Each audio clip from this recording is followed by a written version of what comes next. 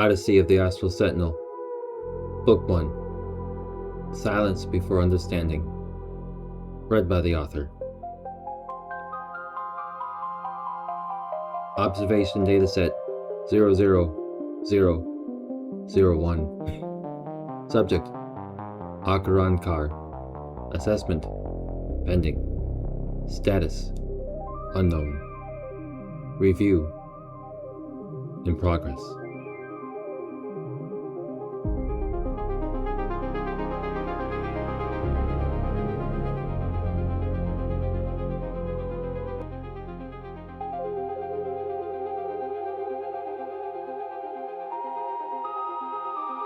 There is a place I keep returning.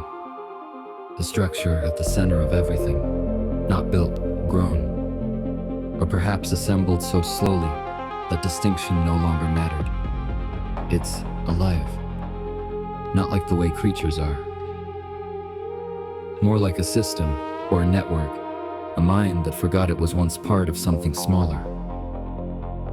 Its base pierced the ground with luminous roots, branching downward beneath stone, beneath water, beneath places I couldn't see.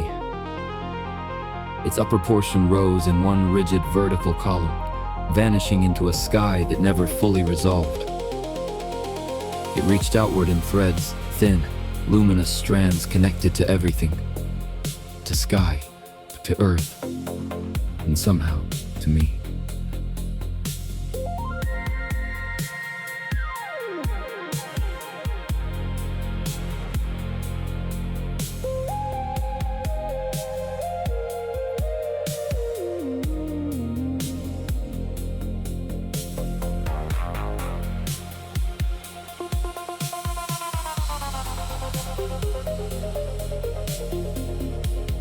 I touched a strand and saw it, 1,000 versions of the same moment, laid out like ripples on a pond, interacting with one another.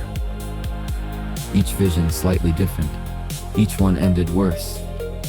It showed me people speaking, people falling silent, cities standing, cities empty, hands reaching for one another, then missing by a moment. I saw possibilities waiting to become memory, and roads yet untraveled. Was this a dream or a warning? What was all this for? My skin clung to me, damp and cold. Not sweat alone, something heavier, like residue from the places I had seen. It is getting clearer, which is worse. Ahead, a storm is forming, not wind or rain, fragments. Strands of light and matter tore across the sky like broken thoughts. They spiraled downward, struck the ground without sound, leaving everything they touched changed. Structures collapse into geometry that should not exist. Faces blurred paths, blend distance folded wrong. At the center of the horizon stood the same vertical line, that impossible pillar, fixed, untouched by the storm. Everything around it glides. Did not. The broken columns around me leaned toward it, as if built in obedience to a gravity older than architecture. And there, beneath it, that same figure, waiting, watching, not intervening. My heart did not race. It pounded slowly, deliberately, as if trying to maintain the rhythm that stayed behind. When I left.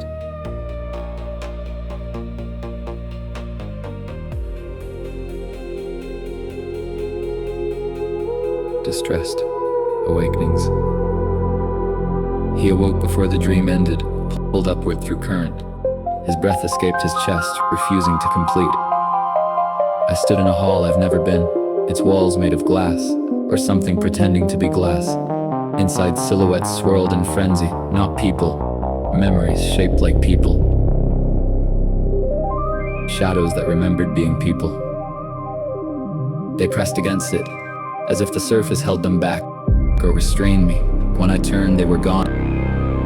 In their place sat a figure, tall, still, featureless, A faint glow hovered where its face should have been. It did not speak, but I understood. I am late. The figure called me by name. I could not respond. Consumed by electric light, I awoke in the cold pool of water that summoned me. As daybreak bled through open windows, suspended metallic mobiles caught the morning light. Golden glints chased shadows from outside trees that drifted lazily across the room. Archeron sat at the bed's edge motionless, with elbows on his knees, pretending the tremor in his breath had passed. Sweaty, disheveled and silent, ignoring her. Well, he was trying to ignore her. She always seems to know. "You're doing it again." Ayla's voice came softly through the dim room. "Doing what?" "That thing where you pretend you weren't just dragged out of Black Drift." The infovision murmurs quietly in the background. "It's just some bad dreams," he insisted. News anchor. Officials maintain that the discrepancies fall within acceptable margins. Ayla exhaled. "You're not even listening to me." Independent observers have raised concerns, although officials have not announced a formal investigation. "It's just a bad run of dreams." Archeron snapped. "No," she said. "Bad dreams don't make you sit up like you're about to defend yourself." She sits closer to him now, her voice softer. "You were gripping the sheets like someone was trying to pull you away." Archeron rubbed his face slowly. "It's nothing. New assignment rotations start this week. I'm probably just anxious." That excuse sounded weak even to him. Ayla studied him for a moment longer, unconvinced. Archeron stood, gathering his things and practiced silence. "You should eat," she said. "I should go before transit locks," he complained. She caught his hand briefly before he turned away. He leaned down, kissed her softly, then stepped toward the door, before either of them could continue. The Fandrel. At the outer administrative edge of the Fandrel Drift stood the Memorial Exchange, a gray vertical complex of transit rails, data courts, assignment terminals, and civic intake chambers arranged with all the warmth of a ledger.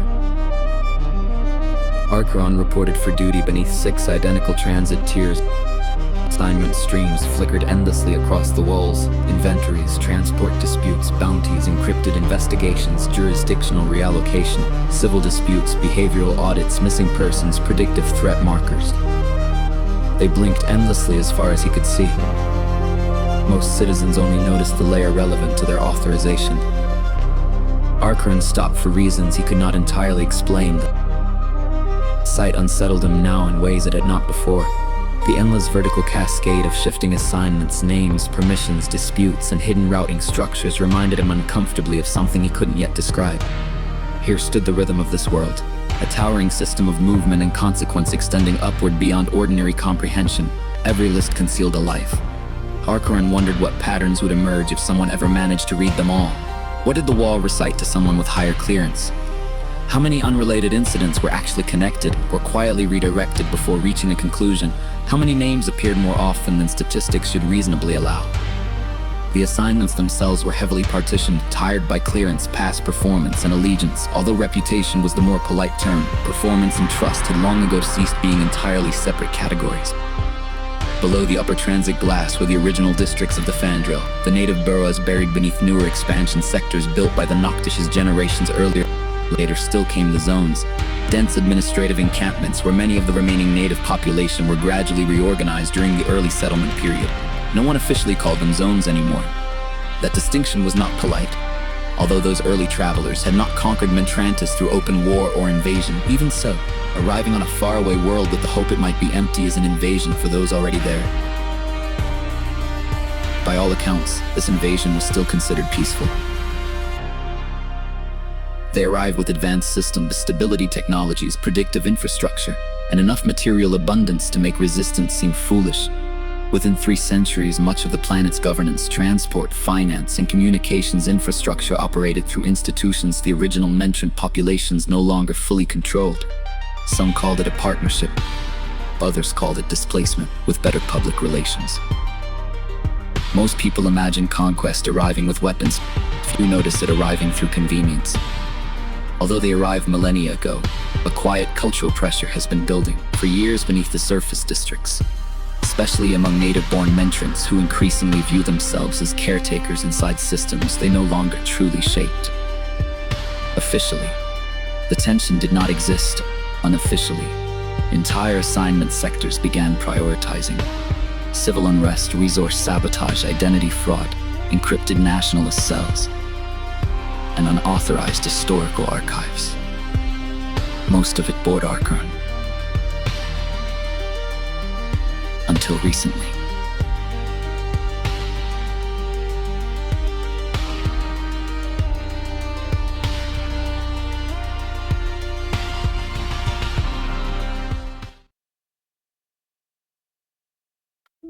The assignment terminal layer shifted as he approached. No sound, priority marker, nor color designation accompany it. Just a flash that seemed to recognize its reader. Field retrieval authorization, sector, lower Fandral, archive hold 6, object status, unregistered scan required, physical review discouraged, declination, vel. Agent 64846 tag confirmed. Archeron stared at it for a moment. So, what exactly is physical review discouraged supposed to mean? The clerk behind the partition never looked up. Don't open it. That's not what it says. Next, was her only reply.